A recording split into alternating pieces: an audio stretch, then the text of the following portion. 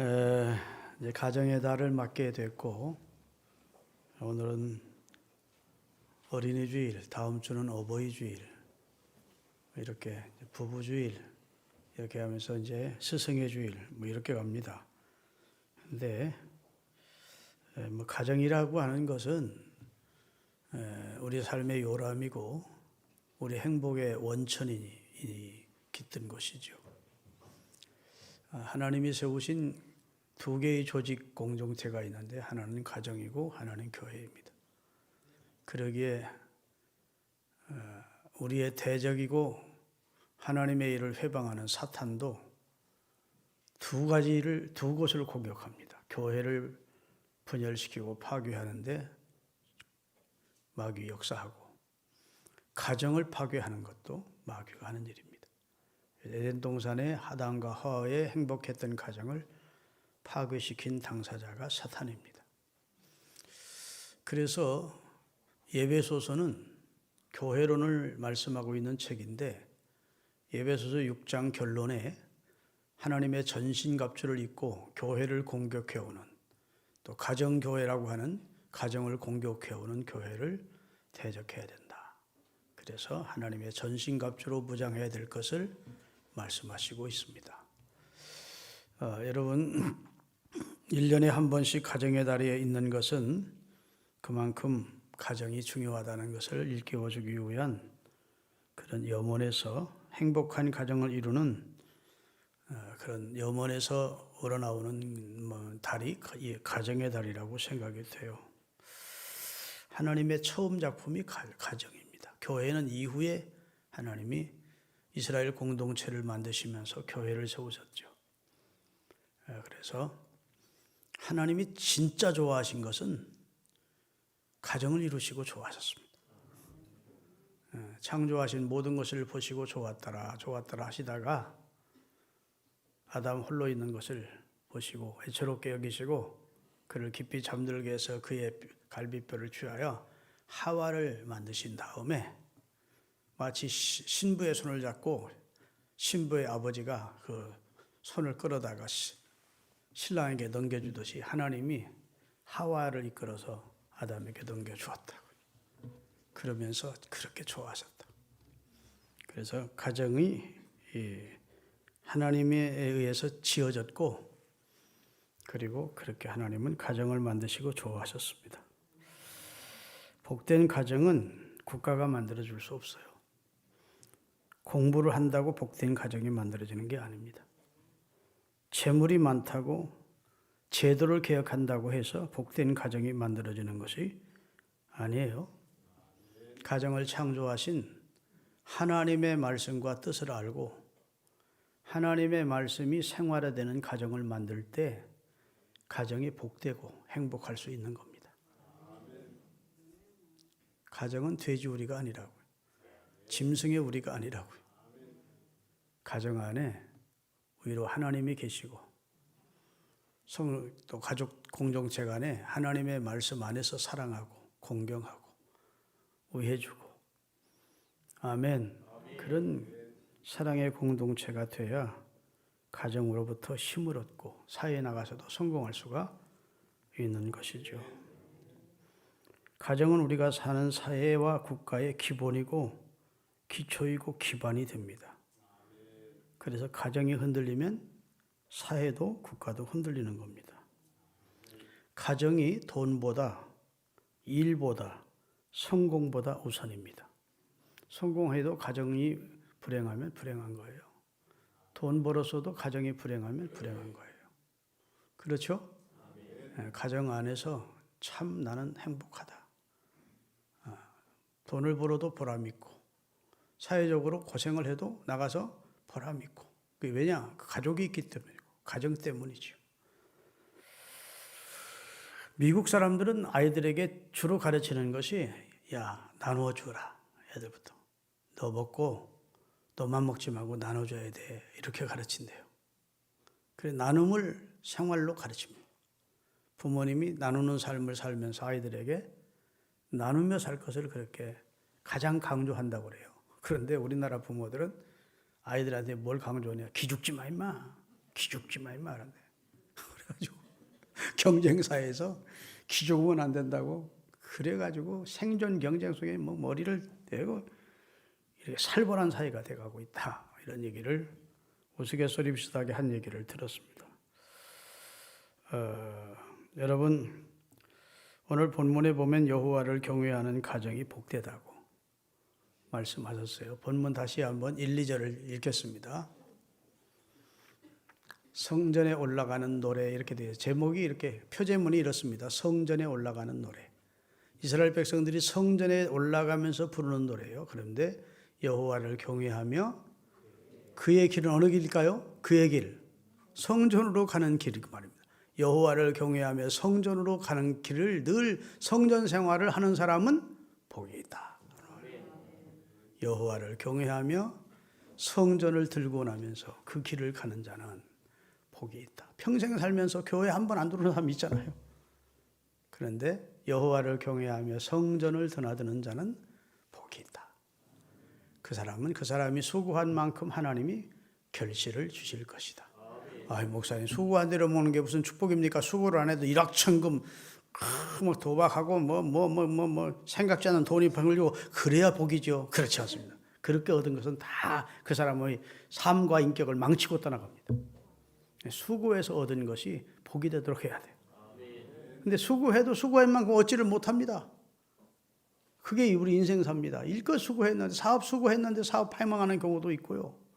건강관리했는데 건강이 무너지는 경우도 있고 수고한다고 얻는 게 아니에요. 근데 수고한 만큼만 얻을 수 있다면 그게 하나님의 응답이고 축복이라는 겁니다.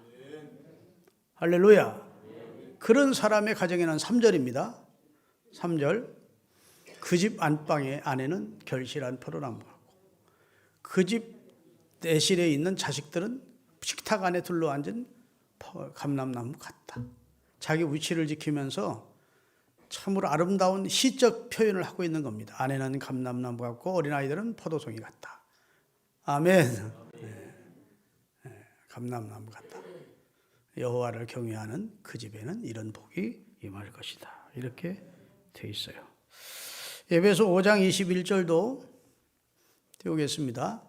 그리스도를 뭐함으로? 여기도 경외함으로 가족 간에 피차 복종하라. 경외해야 될 분은 경외해야 된다는 겁니다. 우리 위에 가정이라고 하는 위에 누가 있어야 여호와를 경외해야 된다. 여호와가 위에 있어야 돼요. 우리 위에. 아멘. 이게 질서가 분명해야 됩니다. 저를 보세요. 초대교회에 은혜 받은 성도들이 자기 재산과 소유를 팔아 그것을 이제 돈으로 환전해서 바꾸어서 소유를 팔아서 그 돈을 사도들의 어디 앞에 놨다고요? 팔 앞에 놨대요. 사도들이 헌금 갖고 온다고 아이고 뛰어나가서 반갑 깨고 손으로 받은 게 아니래요. 헌금을 가지고 와서 사도들의 팔 앞에 놨대. 이게 우리에게 교훈해 주는 바가 큰 겁니다. 우리가 인생을 바로 살려면 우리 위에 여호와를 경외하는 여호와 하나님이 계셔야 되고 대인관계, 사람과 사람 사이는 평등 관계를 유지해야 돼요. 믿습니까? 사람 무시해도 안 되고 사람을 너무 높이 봐도 안 돼. 우리가 다 상대적이고 물질은 어때야 되냐? 물질은 우리 발 아래에 있는 거예요. 내가 관리해야 되는 것이고 믿습니까? 그런데 지금 시대가 잘못돼서 물질이 위에 있어. 그냥 사는 삶의 목적이 물질이야. 물질 때문에 신앙생활도 제대로 못해요. 하나님도 경외하지 않아요. 물질 때문에 대인관계, 형제관계도 다 깨져버려요. 이러니까 이 사회가 문제가 되는 겁니다. 우리 그리스도인들은 원칙이 분명해야 돼요. 내 위에 하나님이 계시고 사람은 다 상대적으로 똑같이 동등관계이고 뭐 권력자라고 우리가 비굴하게 그 앞에서 불벌 떨 것도 없고 사람이 좀 못났다고 해서 무시할 것도 없고 다 우리와 같은 형제요. 이런 상대적인 인간관계를 가져야 되고 물질은 발 아래 둬야 돼요. 그렇게 아멘 소리 가서 아무리 목사님 그래도 물질이 최고죠 뭐. 하나님은 내 발 아래 두고 형편 좋아지면 하나님도 섬기고 그러니까 엉망진창이 되는 거예요. 가정도 돈 위주로 살면 엉망진창이 돼요. 자식들도 다 삐뚤어지는 나가. 위에 하나님 사람은 동일한 동등한 위치. 물질은 발 아래. 내가 관리하고 내가 사용하도록 하나님이 우리에게 주신 거예요. 근데 이걸 지금 황금 만능주의라서 황금을 그냥 위에다 올려놓고 살아. 만사가 다 비인격적이 되어버리는 거예요. 인격 관계가 안 되는 거예요. 하나님이 위에 계시고 하나님의 뜻을 쫓아 나는 대인관계도 하고 대물관계도 해야 돼. 아멘 소리가 자.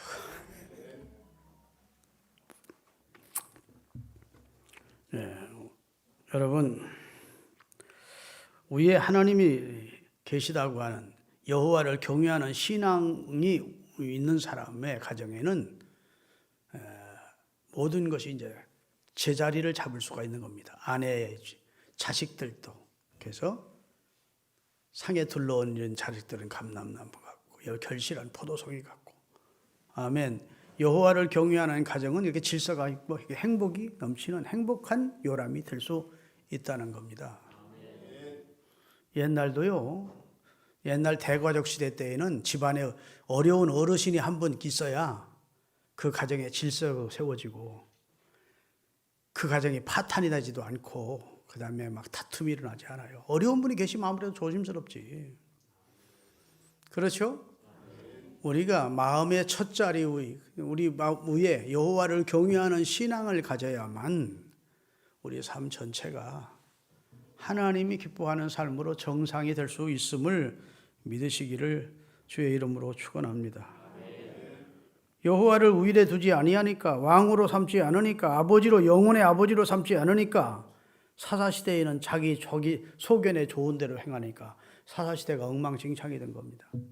계속 침략을 당하고 빼앗기고 죽임을 당하고 자기 소견대로 살면 안 돼요. 하나님을 경외하는 사람은 위에 여호와를 경외하는 내 위에 하나님이 계시다.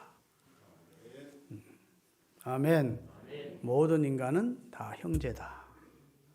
물질은 하나님이 내 발 아래 내 필요를 따라 주실 것이다. 이런 믿음 가지고 그런 관계를 형성하시는 여러분들이 되시기를 예수 그리스도의 이름으로 축원합니다. 탈무드에 이런 얘기가 있다고 그래요. 탈무드는 이스라엘 사람들이 성경 다음으로 많이 읽는 책이에요.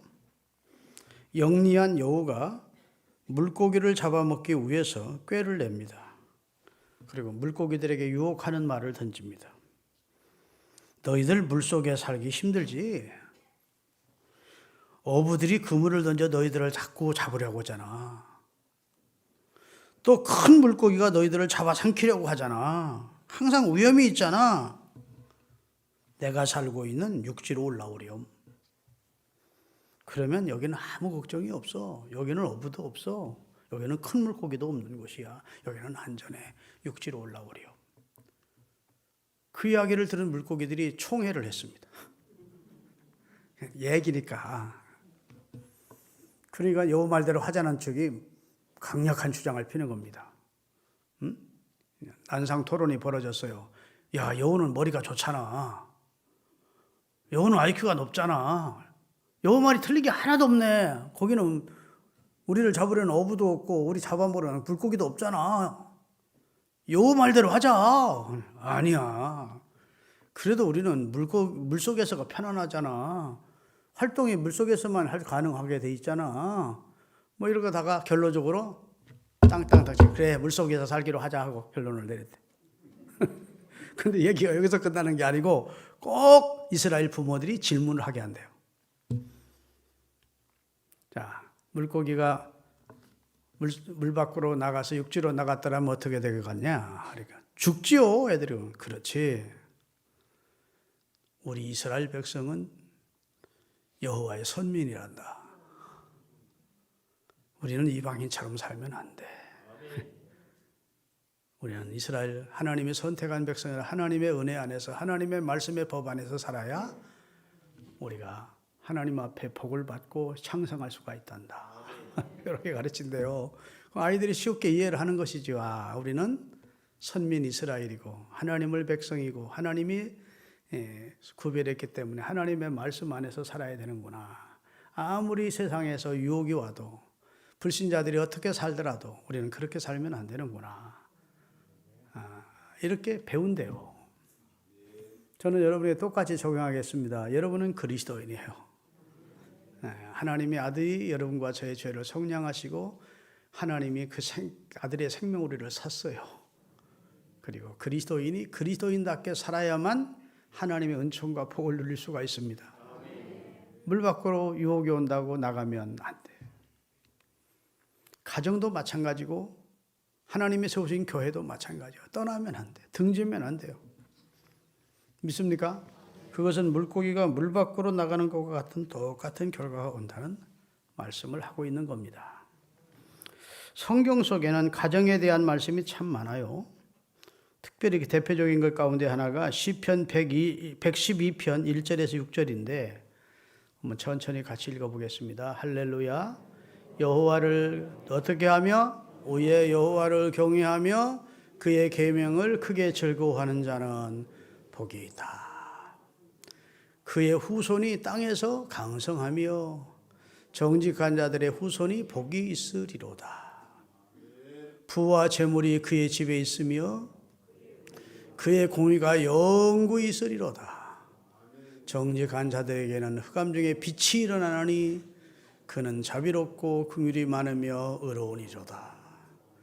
은혜를 베풀며 꾸어주는 자는 잘 되나니 그 일을 정의로 행하리로다. 그는 영원히 흔들리지 아니하며 악인은 영원히 기억되리로다. 의인은 영원히 기억되리로다. 여러분, 여호와 경외하면서 살면 잘 된대요. 복 받으며 산대요. 제가 한 예를 들지요. 미국의 전 대통령이었던 케네디라는 분을 아실 겁니다. 그의 아버지 패트릭 케네디는 아일랜드에서 이민을 온 이민자였습니다. 그가 신대륙인 미국으로 와서 돈을 벌었는데 밀주 사업을 했습니다. 법으로 못 만들게 하는 밀주를 만들어서 은밀히 판매하여 돈을 엄청 벌었고 청과상을 해서 또 많은 돈을 벌어서 아들을 하버드 대학에 보내어 결국 미국 대통령까지 만들었습니다. 그런데 그의 가문은 끊임없는 사고와 불행이 잇따랐습니다.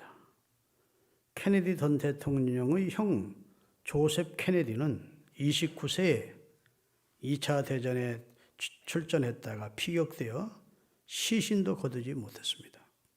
케네디 대통령이 큰아들이 아니고 후에 형이 있었다는 겁니다. 조셉. 누나 노즈마리 케네디는 수술을 받다가 수술의 실패로 인하여 1941년부터 평생 병원에 식물인간으로 누워있다 죽었습니다. 케네디 대통령 여동생 캐슬린 케네디는 28살 때 프랑스에서 비행기 사고로 추락해서 사망했습니다. 케네디 2세의 동생인 패트릭 부비 A 케네디는 조산으로 태어나다 아버지가 암살되기 전에 죽었습니다. 여기 케네디 2세라고 하는 것은 노버트 케네디를 말합니다. 동생 노버트 케네디는 42세에 민주당 대통령 후보 지명전에서 예비 선거 운동을 벌이다가 암살되었고 노버트 케네디의 아들 데이비드 케네디는 약물 과용으로 숨졌고 데이비드의 동생 마이클은 39살로 콜로라도의 한 스키장에서 스키를 타다 사고사했습니다. 케네디 2세는 대통령 출마만 하면 당선되는 것보다 떨어지는 것이 더 힘들 정도로 인기가 좋았었는데 그만 사촌 여동생의 결혼식에 가다가 추락하여 비행기 사고로 추락하여 젊은 나이에 부인과 함께 한 줌의 새로 바다에 뿌려졌습니다. 여러분 아시는 대로 케네디 대통령은 노스왈드라는 사람에 의해서 암살이 됐습니다. 다시 말해서 패트릭 케네디의 가문 그 가게는 3대에 걸쳐서 암살, 사고 등으로 10명 넘게 요절을 했습니다. 이런 가게를 보면서 사람들이 어떤 생각을 했느냐? 미국인들은 하나님은 케네디 가의 성공을 질투하는 것 아닌가 했고 유럽 사람들은 케네디 가에 하나님의 저주가 내렸다 이렇게 정의했습니다. 여러분은 어떻게 생각하세요? 하나님이 질투하신 걸까요? 그렇지는 않습니다. 그런데 많은 사람들이 가정을 파괴하는 밀주 사업을 통해서 돈을 버는 건 복받을 수 없죠. 그 사람이 천주교에 열심히 다니는 아일랜드 교포였어요. 하나님을 모른다면 모르지만 하나님을 섬긴다는 사람이 밀주 사업을 하고, 그리고 케네디는 대통령이 되던 물로 1960년대 모든 미국 학교에서 성경을 못 배우게 했습니다. 미국 학교는 다 성경이 그 뭐라 그러죠? 꼭 공부해야 되는 걸 필수 과목. 예배하고 기도하는 것이 필수였다고요. 그거 없애라. 학교가 예배당이냐? 그러면서 미국의 모든 학교와 공립학교, 사립학교에서 예배를 드리지 못하고 성경도 가르치지 못하고 기도도 못하게 만들어요. 엄청난 그 이후에 히피족과 미국의 젊은이들이 방황하기 시작한 겁니다. 마약이 횡행하기 시작했고, 여러분 어린아이 때는 정신적으로 바로잡아주지 않으면 뛰쳐나가게 돼 있다고요. 그런데 하나님의 말씀으로 잡아주던 교육을 하던 미국이 방황이 시작된 거예요. 여러분, 그런데 이 아버지 패트릭 케네디가 식사할 때 한 번도 하나님 앞에 기도를 드리지 않고 교회를 다니면서도 강조하는 것은 하나님의 말씀대로 살아라. 교회는 나가면서도 그런 말 한 번도 가르치지 않고 어느 곳에 가든지 1등이 돼야 된다. 그래서 1등 우상주의로 만든 거예요. 모든 경쟁사회 속에 뛰어들어가면 1등이 돼야 된다. 여러분, 그것이 그 아이들, 그 자식들의, 그 손주들의 정신세계를 망가뜨리는 겁니다. 동의를 못하겠으면 아멘 하지 마시고. 우리나라의 최고 신앙 명문가의 가정이 있는데 평양 선정향교회에서 주기철 목사님과 함께 사역하던 유계준 장로님이라는 분이 계십니다.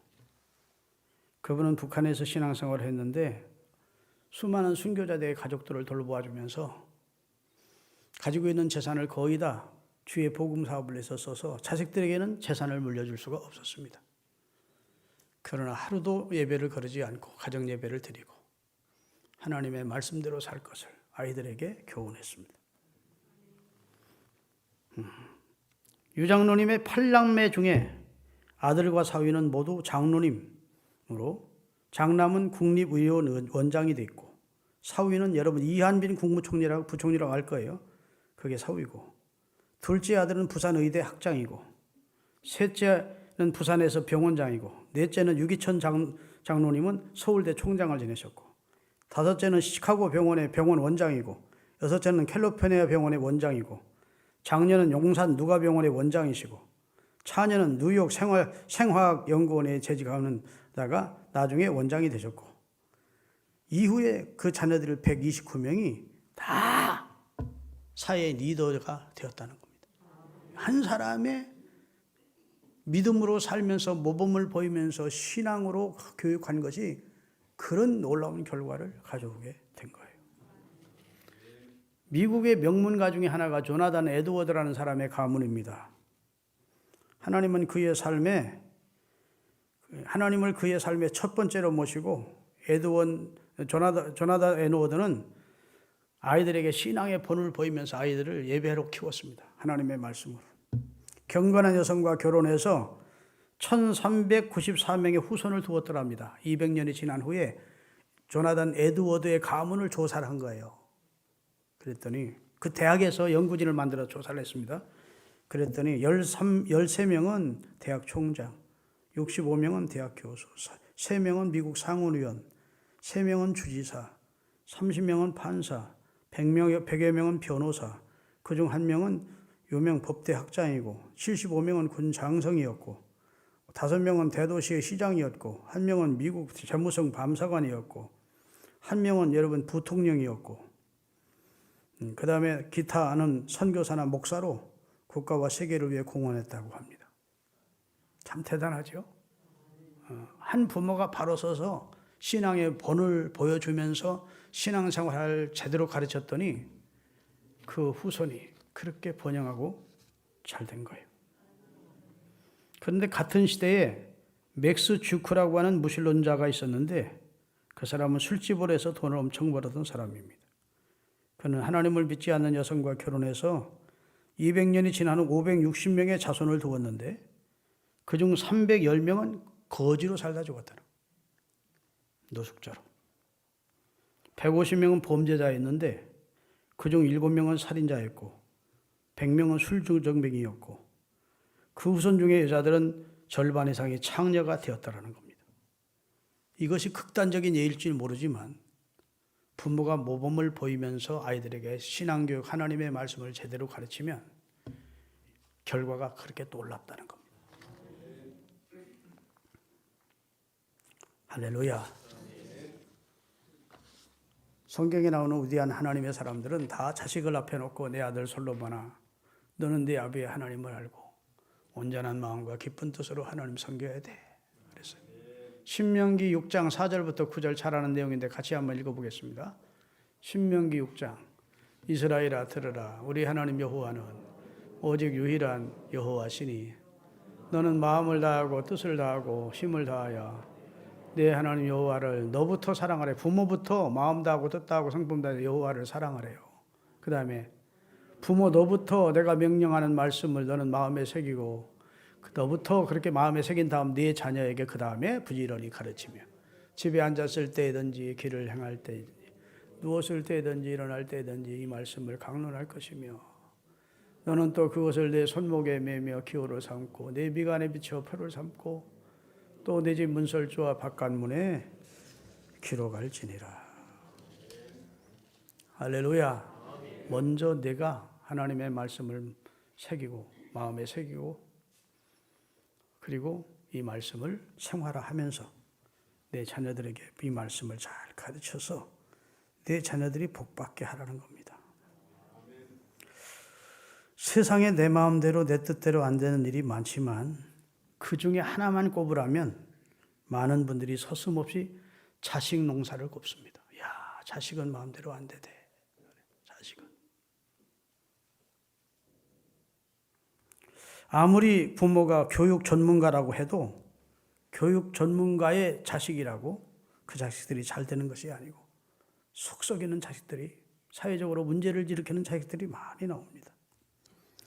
부모가 성직자라 해도 그 자식 중에서 부모 속을 썩이며 부모 마음을 몰라주는 자식들이 많이 나옵니다. 대한민국의 최고 봉사함이 신영균 목사님이라고 그래요. 다 아시죠? 그분의 둘째 아들 광준이가 주먹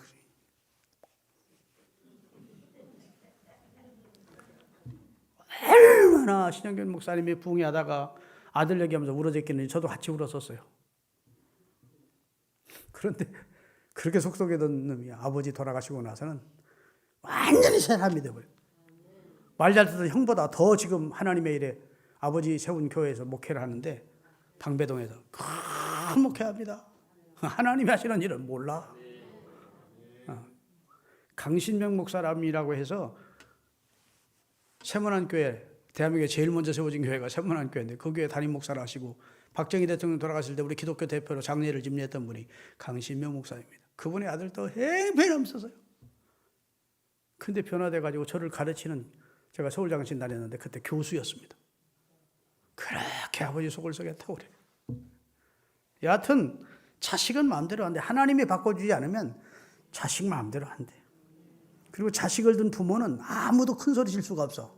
남의 자식 비난할 수 없어요. 언제 내 자식도 그리 할 수 없으니까. 그래 겸손해야 됩니다. 할렐루야. 믿음의 부모는 자녀를 하나님께 의탁하며 기도로 후원해 주는 수밖에는 없는 거예요. 자식에게 참 아버지 하나님을 알고 하나님과 관계를 맺게 살도록 만들어줘야 돼요. 나는 육체의 부모고 네게 진짜 아버지가 계시다. 그분이 여호와 하나님이셔. 그분이 너의 주권자다. 그분은 너의 구원자야. 그분은 널 사랑하시는 분이야. 이걸 자식들에게 꼭 가르쳐야 돼요. 할렐루야. 아무리 의지가 강하고 굳건하게 강인하게 살아오던 사람도 자식의 탈선 앞에서는 달개똥 같은 눈물을 뚝뚝 흘리는 거예요. 자식 마음대로 안 돼요. 대부분 이 땅에 태어난 인간은 어린 시절에는 눈물 없는 시절을 보냅니다. 태어나서 눈물이 이렇게 사는 애들은 거의 없어요. 고아들 외에는. 부모가 자식을 대신해서 눈물겨운 인생을 살아주기 때문입니다. 우리 해주나 우주가 눈물겨운 지금 삶을 살지 않습니다. 그런데 자기 아빠 김선명 집사는 새벽 3시 반에 일어나서 직장 나가서 서울 장안을 곳곳을 다니면서 눈물겨운 삶을 살아주기 때문에 그 아이들은 어렸을 때 눈물 없는 삶을 사는 거예요. 그렇죠?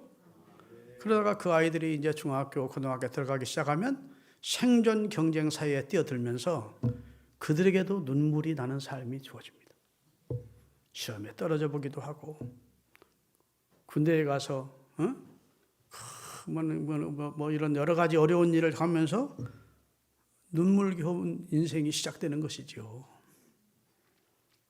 아멘.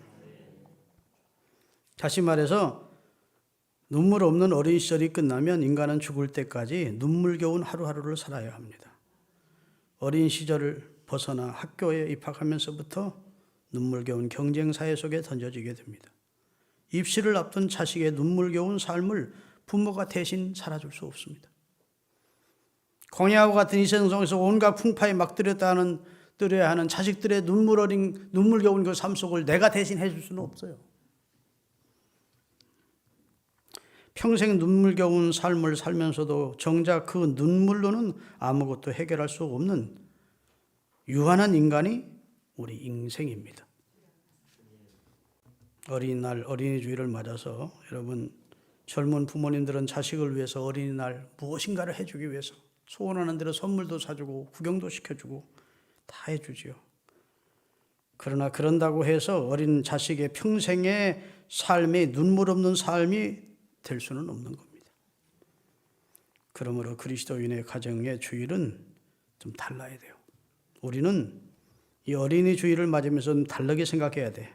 우리 자식들의 눈에서 평생 눈물을 닦아주실 하나님, 우리 자식들의 평생을 위해 울어주실 수 있는 하나님, 그 하나님께서 우리 자식들의 아버지가 되도록 해줘야 됩니다.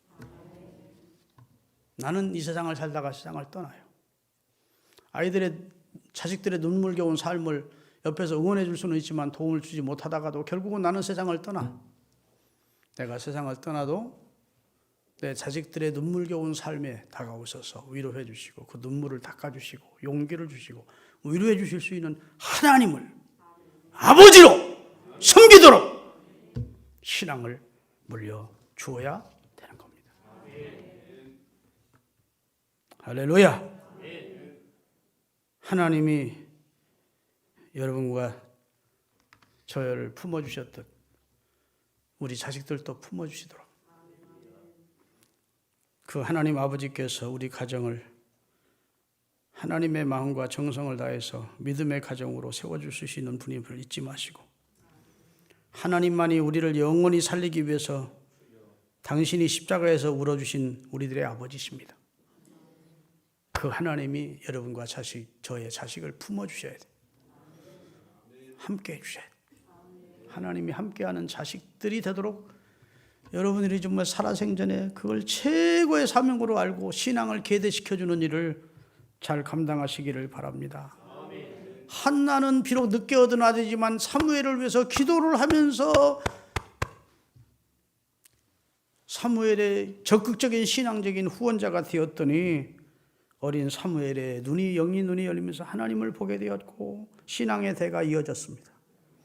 그러나 엘리 제사장은 참된 신앙을 자식들에게 물려주지 못함으로 제사장이었지만 흠니와 비느하스가 한날에 죽으면서 그의 집은 몰락해 이가봇이 된 것을 우리가 압니다. 여러분 어린이 주일에 나는 지금 자식들에게 신앙을 잘 물려주고 있나 한번 스스로를 살필 수 있기를 예수 그리스도의 이름으로 축원합니다. 우리가 주님 앞에 섰을 때 주님이 꼭 질문하실 거 있습니다. 그 가운데 첫 번째는 달란트 잘 감당했냐 물으실 겁니다. 내가 내게 맡긴 직분과 사명을 내가 충성스럽게 감당했냐 물으실 겁니다. 너를 통해서 한 사람이라도 구원받도록 네가 전도의 사명을 감당했냐 물으실 겁니다. 그러나 꼭 물으셔야 되는 게 너는 네가 나로부터 선물 받은 신앙을 네 자식들에게 계대해 주었느냐라고 물으실 거예요. 이 질문 앞에 제가 하나님 주신 신앙을 자식들에게 물려주고 왔습니다. 라고 대답할 수 있도록 신앙생활 하시기를 예수 그리스도의 이름으로 축원합니다. 할렐루야. 그러려면 신앙교육은 말로 하는 것이 아니라 삶으로 하는 거예요. 내 삶을 보면서 애들은 합니다. 말 10마디 하는 것보다 여러분이 모범을 보여주시면 그대로 따라오는 거예요. 여러분의 신앙생활 가운데 좀 살펴보십시다. 내 예배 생활은 지금 어떠냐? 자식들이 본받을만 하겠냐? 내 기도 생활은 자식들 앞에 기도하는 모습을 여러분이 보이느냐? 여러분의 섬김, 곧 여러분이 주님이 주신 직분 감당하고 애쓰는, 사명 감당하고 애쓰는 여러분의 모습을 보여주고 있느냐? 여러분의 헌금 생활은 하나님 앞에 소득의 10의 1은 하나님의 것인 줄 알고 우리 부모님은 꼭 드리는구나. 그런 헌금 생활을 본을 보이고 있느냐? 여러분의 언어 생활, 믿음 없는 말만 팍팍 뱉고 상처 주는 말만 뱉지 말고 여러분의 언어 가운데 신앙이 묻어나오도록 우리 어머니는 우리 아버지는 진짜 신앙의 사람이야 라고 영향을 미치도록 신앙생활을 해야 이 믿음 지키기가 힘들고 믿음 가지기가 힘든 이 유혹 많은 세상에서 내 자식들이 그래도 부모님의 신앙을 이어받으려고 하나님이 또 그런 신앙을 물려주기 위해서 은혜를 주실 줄로 믿습니다. 하나님을 등한히 여기는 세상, 신앙을 가볍게 여기는 세상에서 여러분조차도 그렇게 생각하고 살면 안 돼요. 내가 어떻게 하든지 하나님 내게 주신 소중한 믿음을 내 자식들에게 계대해 주고 죽어야 되겠다. 아멘. 재산만 물려주려고 하지 말고 신앙 물려주려고 해야 돼요. 1년에 우리가 2년에 한 번씩은 정기검진 받잖아요. 연세 드신 분들은 우리가 우리 자신을 이런 말씀을 들으면서는 점검해 봐야 돼요. 아멘. 너희가 믿음에 있는가 너희 자신을 스스로 시험하고 너희 자신을 믿음으로 확정시키라고. 내가 오늘 꼭 들어야 될 말씀을 하나님이 목사님을 통해서 듣게 하시는구나. 내 삶의 우선순위가 돈을 버는 것이 아니고 명예를 얻는 것이 아니고 내 몸이 건강해지는 것이 우선이 아니고 하나님이 내게 주신 기업인 내 자식들에게 신앙을 물려주는 것. 그게 내 1차 사명이구나. 요즘 애들 말 안 들어요. 그러면 기도라도 하셔야 돼. 끊임없이 여러분을 위해서 그 자식들을 위해서 기도하는 여러분의 모습을 아이들이 보는 겁니다. 우리 엄마가 우리 아빠가 나 믿음 생활하라고 많이 기도하시는구나. 언젠가 하나님 마음을 변화시키셔요. 아멘 안 하시네? 하나님은 못할 게 없어요. 아무리 강팍한 사람도 하나님은 변화시켜. 일순간에 변화시켜. 여러분의 자식이 아무리 강팍해도 여러분 기도해 놓으면 다 주님 앞으로 돌아오게 돼 있어요. 기도하겠습니다.